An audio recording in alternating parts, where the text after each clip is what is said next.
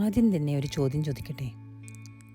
ഒരു ആപ്പിൾ അത് ശക്തമായി തറയിൽ വീണാൽ എന്ത് സംഭവിക്കും?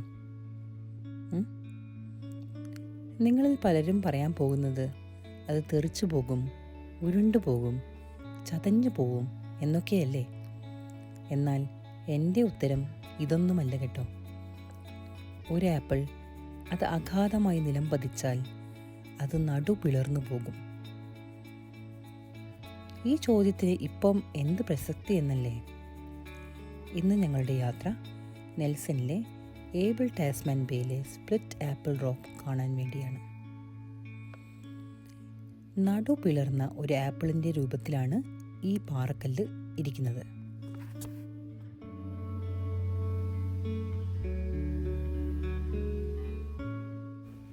ഈ ഒരു സ്പ്ലിറ്റ് ആപ്പിൾ റോക്കിൻ്റെ അടുത്തെത്താൻ കയാക്കിംഗ്, വാക്ക, ക്രൂയിസ് അഥവാ ബോട്ട് ട്രിപ്പ് എന്നീ മാർഗങ്ങൾ സ്വീകരിക്കാമെങ്കിലും ടവേഴ്സ് ബേയിൽ നിന്ന് സ്റ്റാർട്ട് ചെയ്യുന്ന 15 മിനിറ്റ് വാക്കിംഗ് ട്രാക്കിലൂടെ നടന്നു പോകാനാണ് ഞങ്ങൾ തീരുമാനിച്ചത്.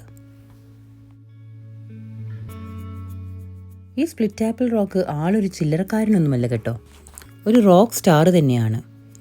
പണ്ട് ഈ പാറ ഉരുണ്ട് തന്നെയായിരുന്നു അത്രേ.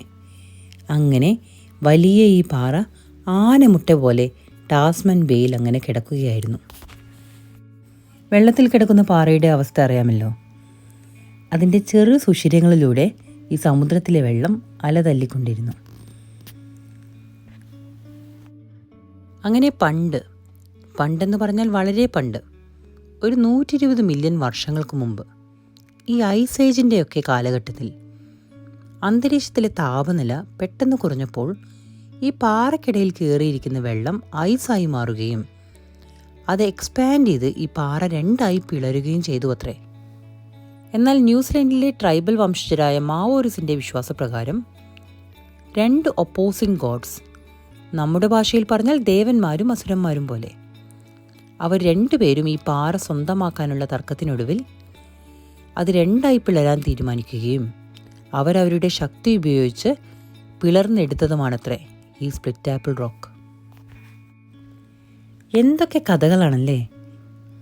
എന്തായാലും ഈ സ്പ്ലിറ്റ് ആപ്പിൾ റോക്ക് ആളൊരു ജഗക്കില്ലാടി തന്നെ. ഈ ആപ്പിളിന് ചരിത്രത്തിൽ പല പല റോളുകളുണ്ടല്ലേ. ആദ്യ കനിയായ ആപ്പിൾ വിലക്കപ്പെട്ട കനിയായതും അത് കഴിച്ച ആദമും ഹവ്വയും അവരുടെ നഗ്നത തിരിച്ചറിയുകയും അവരെ ഭൂമിയിൽ ജനിച്ചു മരിക്കാൻ ദൈവം ശപിക്കുകയും ചെയ്തു. പിന്നീട് ന്യൂട്ടൻ്റെ തലയിൽ വീണ ആപ്പിൾ അത് ഗുരുത്വാകർഷണം കണ്ടുപിടിക്കാൻ കാരണഭൂതനായി. ന്യൂജൻകാർക്ക് ആരോ കടിച്ച ആപ്പിൾ ഐഫോണിൻ്റെ ചിഹ്നവുമായി. ഇപ്പോൾ ഇതാ സ്പ്ലിറ്റ് ആപ്പിൾ റോക്ക്. എന്തൊക്കെയാണല്ലേ.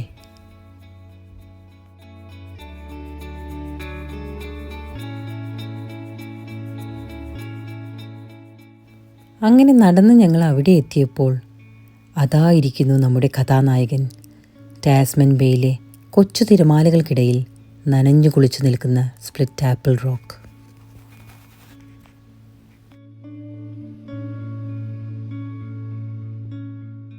കടലിൽ തിരമാലകൾ അലയടിച്ചുകൊണ്ടിരുന്നു.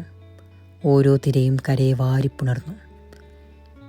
ഈ കരയുടെയും തിരയുടെയും പ്രണയകഥ കേട്ടിട്ടുണ്ടോ? അവർ അഗാധമായ പ്രണയത്തിലാണ്. ഒരിക്കൽ വാരിപ്പുണർന്ന് പിരിയുന്നതിനു മുമ്പ് തിര കരയോട് പറഞ്ഞു, കരയല്ലേ എന്ന്. അപ്പോൾ കര തിരയോട് ചോദിച്ചു, നീ എന്നെ തിരയില്ലേ എന്ന്. ഈ കടലിൻ്റെ ഇരമ്പൽ പോലും അവരുടെ പ്രണയ സല്ലാപങ്ങളാണത്രേ.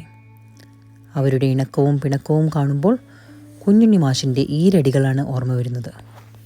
എത്രമേലകലാം ഇനി അടുക്കാനിടമില്ലാതാകും വരെ, എത്രമേലടുക്കാം ഇനി അകലാനിടമില്ലാതാകും വരെ. ടാസ്മാൻ ബേയിലെ തിരമാലകൾ ഞങ്ങളുടെ കാൽപാദങ്ങൾ തഴുകി, ഓരോ തിരയ്ക്കും ഓരോ കഥ പറയാനുള്ളതുപോലെ.